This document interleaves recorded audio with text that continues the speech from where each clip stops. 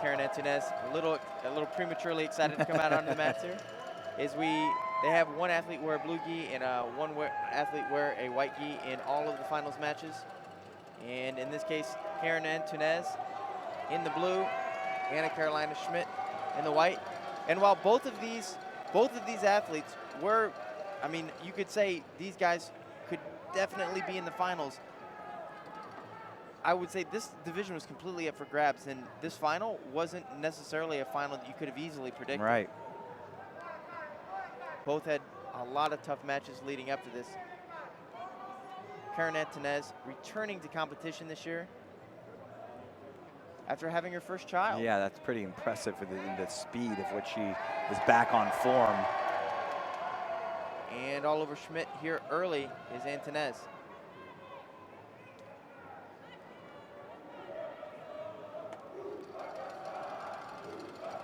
Schmitt closed out the division last year with then teammate Maxine Dylan.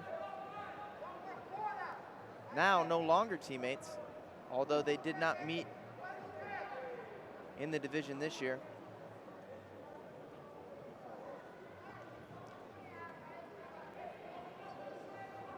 Schmitt looking to earn her first IBJJF World Championship, same for Antunes. A division that was voided, left a void at the top once Mackenzie Dern exited competition.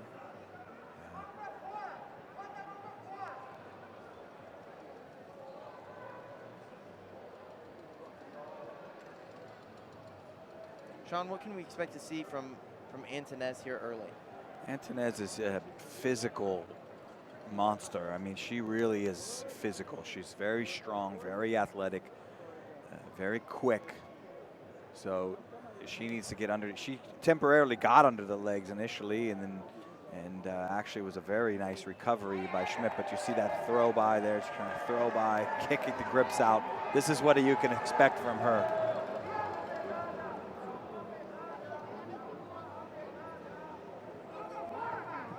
Schmitt has a good guard as well. You can Great see. at recovery. Great. Yeah.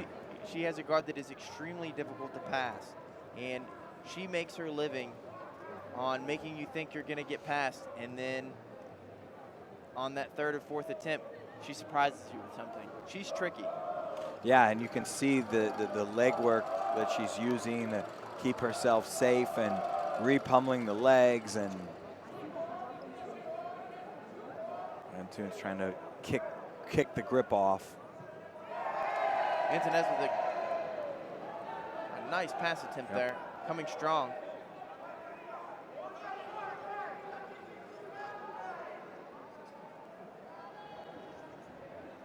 It's reminiscent of a lot of her teammates. This quick side to side, great break a grip, and then wham, they're moving to the side style passing.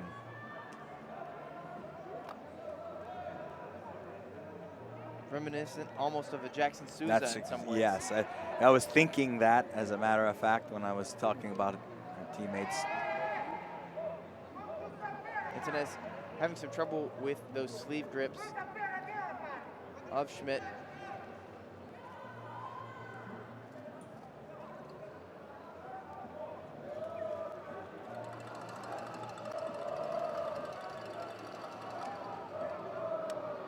Schmitt doing a good job of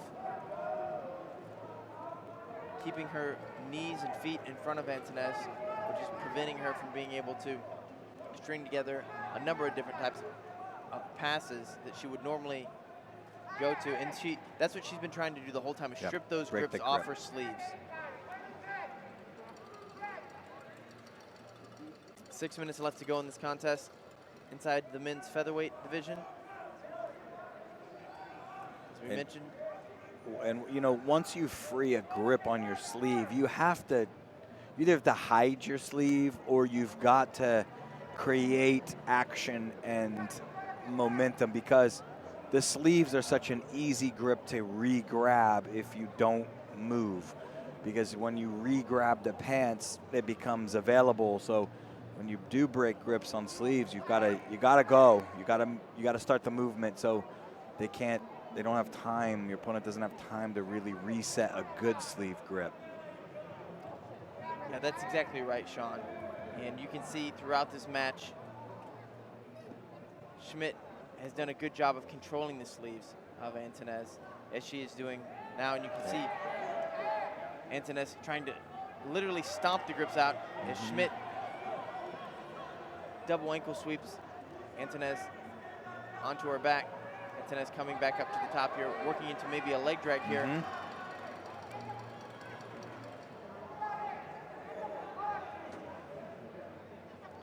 Schmitt reestablishes those grips on the sleeves. As I was getting ready to say a moment ago, as we had mentioned heading into this match, the women's light featherweight division was scheduled to take place after the roosterweight division, but we skipped over it because there was just a change in what we believe to be a wardrobe, as Talitha maybe had to change geese, so we've moved on to the women's featherweight division, but I believe we will be going back to the women's light featherweight division here shortly. 4 minutes, 44 seconds left to go as Antunes is on top. Still 0-0. This is anyone's match still, Sean. Absolutely. Yeah, I mean,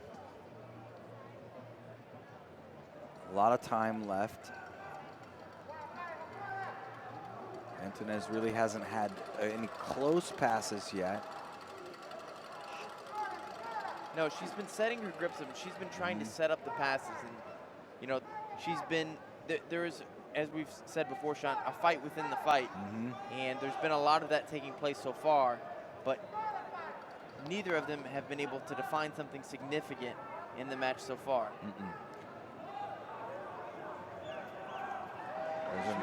Schmitt changing her guard up here, Sean. Yep, a little throw by attempt, but.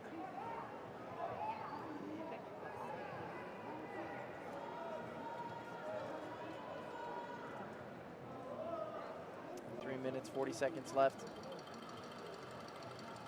So we see Schmitt looking to change up her guard here a little bit. She's not on the sleeves, double sleeves at least. Now she's got one hand in the pant. What is Antunes going to change up her strategy, you think, Sean? Is there anything for her to change up? You know, she really doesn't. She could still leg drag here with that grip on the ankle. At least threaten it. It's not. It doesn't stop that per se. So she doesn't necessarily have to change that up. She could try to put the feet over the head, but it's going to definitely stop any real that kind of movement, those throw bys and the movement where you see how far back her feet are getting.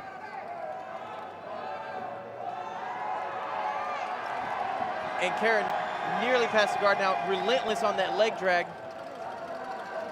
And she can't establish, and this is what Schmitt does so well, Sean, is like I said before, like Karen looked like she had strung together some really nice passes, but Schmitt reestablishes the guard almost immediately.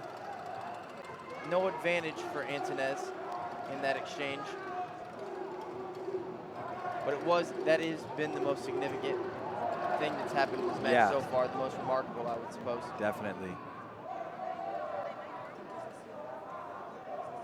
Antunes definitely would like the cross collar. She cleared it out. Schmitt cleared her out.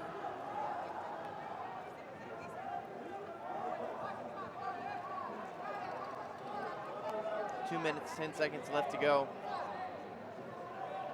Antunes on top in the blue, working to pass the guard of Schmitt on the bottom in the white. Women's featherweight final. This thing is still dead even, Sean. Yep. And I can't see the far side there. I can only see the collar, but I can't see how, that omoplata. I was thinking if there's an omoplata over on that far side with the... In an attempt here at a De La Riva sweep from Schmitt, able to elevate Antunes up a little bit, but Antunes quick to recover. Action picking up a little bit by both. Yeah, I think they both feel a sense of urgency. I don't think either are confident that they would win a referee's decision at this point. And I think for good reason. I think it's a coin flip.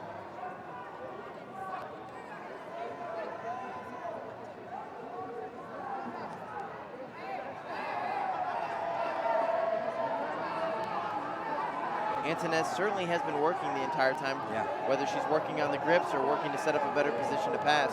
She certainly hasn't been passive, even though they've largely been in the same position the majority of the match.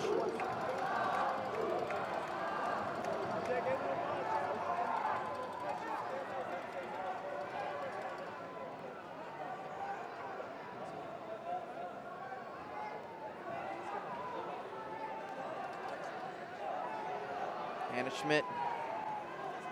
Now De La Riva on the opposite side that she had earlier. With the spider hook on the other side. 26 seconds left to go, Sean. This is the time that they need to leave it all out there. Whatever they've got left. Yeah, exactly. Whoosh.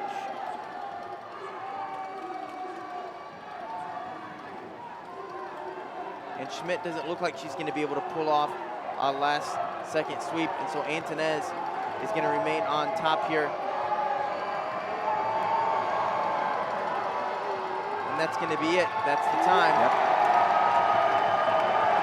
And both fighters are going to celebrate like they won because it is dead even.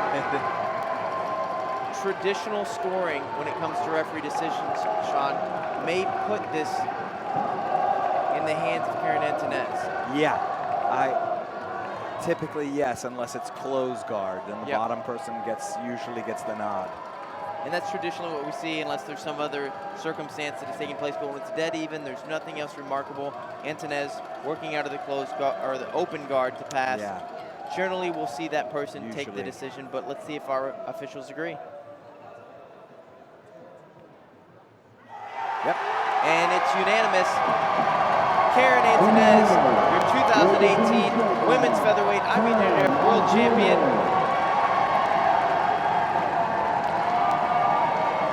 The new mom, now a new world champion.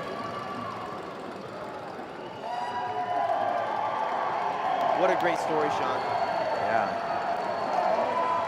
An inspiration to female jiu-jitsu practitioners everywhere.